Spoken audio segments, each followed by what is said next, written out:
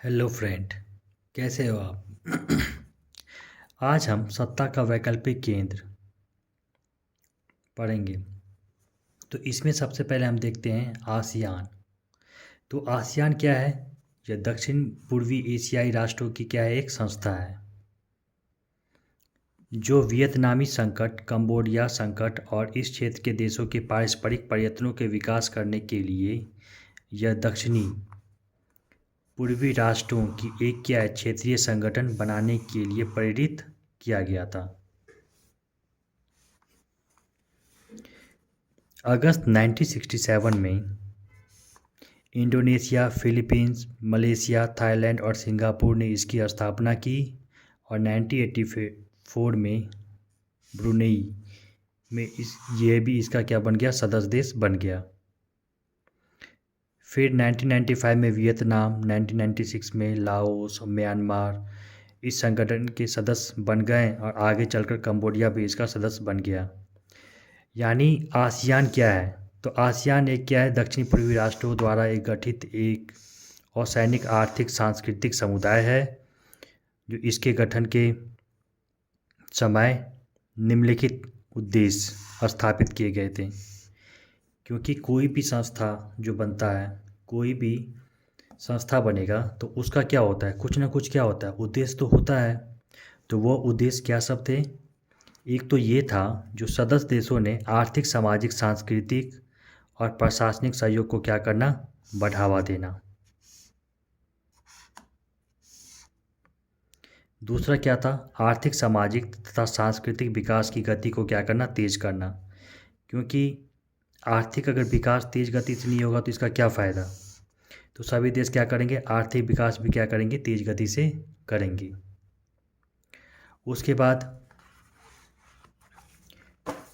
क्षेत्रीय शांति तथा सुरक्षा स्थापित करना, उद्योगों का क्या करना, विकास करना। ये सारे क्या थे, आसियान के क्या थे, ये सब उद्देश्य थे। उसके बाद बताएंगे अमेरिका के मुकाबले कौन सत्ता के वैकल्पिक के रूप में उभर कर सामने आया था। तो एक तो बताएंगे यूरोपीय संघ, आसियान और भारत एवं चाइना। 1992 में किस क्षेत्रीय संगठन का गठन हुआ था? तो क्या बताएंगे, 1992 में यूरोपीय संघ का क्या हुआ था, गठन हुआ था।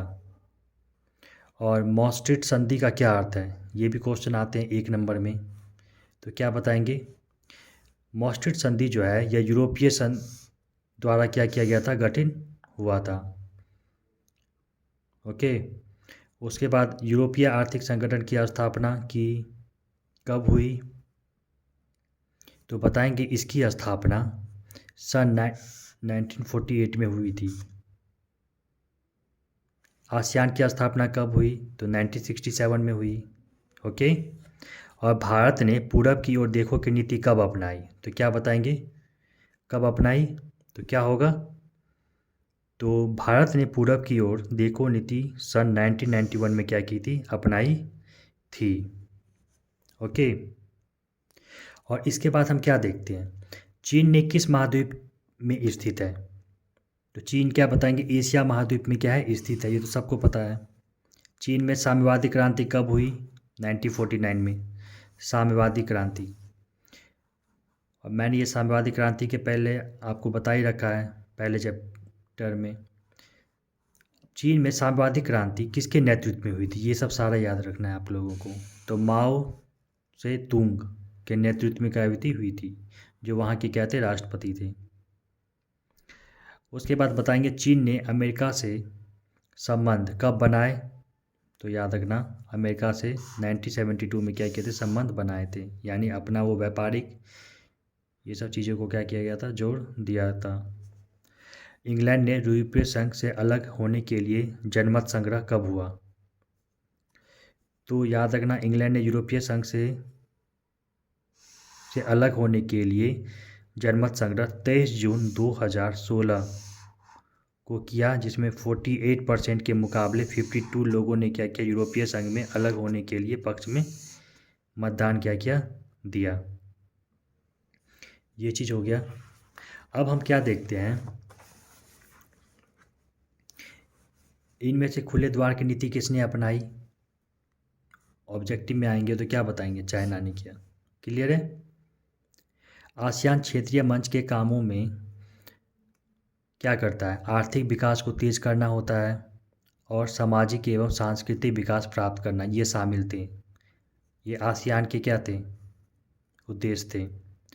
दूसरी चीज़, चीन ने 1972 में किसके साथ दो तरफा संबंध शुरू किया, तो अमेरिका के साथ।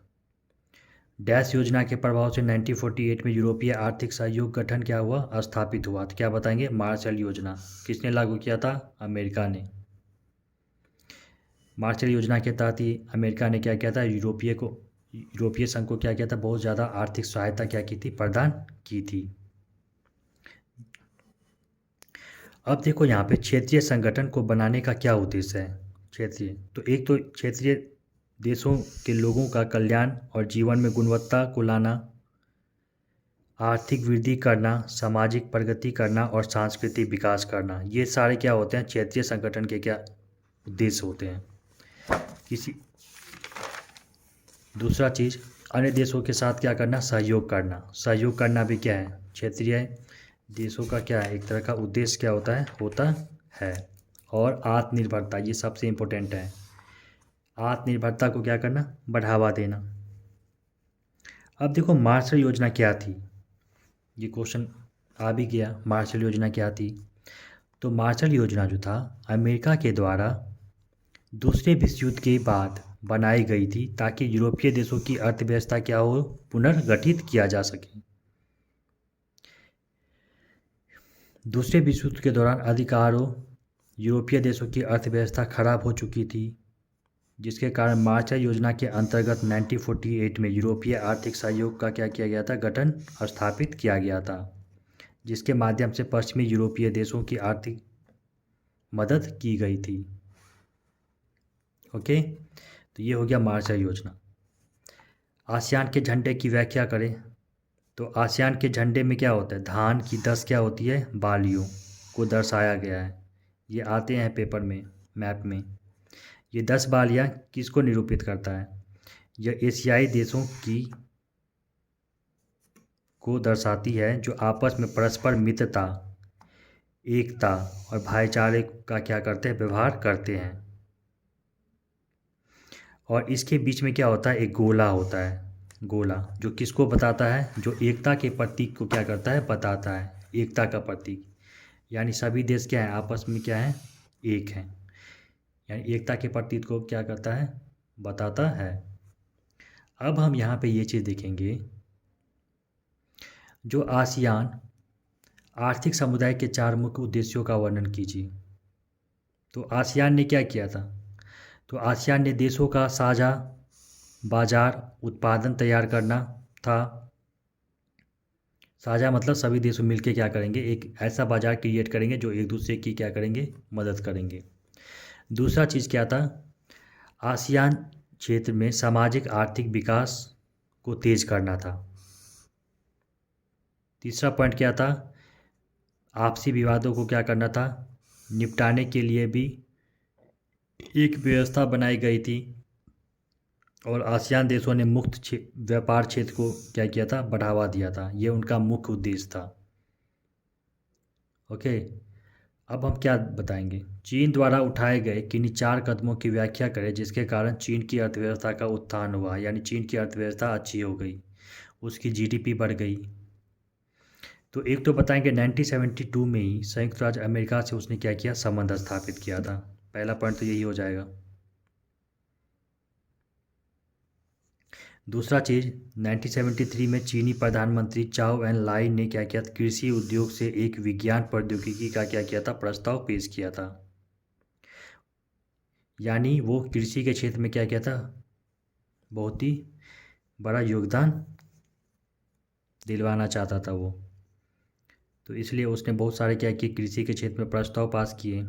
1978 में ही क्या किया उसने, चीन की आर्थिक सुधारों और खुले द्वार की नीति को भी क्या किया था, अपनाया था। तो खुले द्वार की नीति अपनाया और चीन ने शॉक थेरेपी को न अपनाकर चरणबद्ध ढंग से अपनी अर्थव्यवस्था को क्या किया, खोला।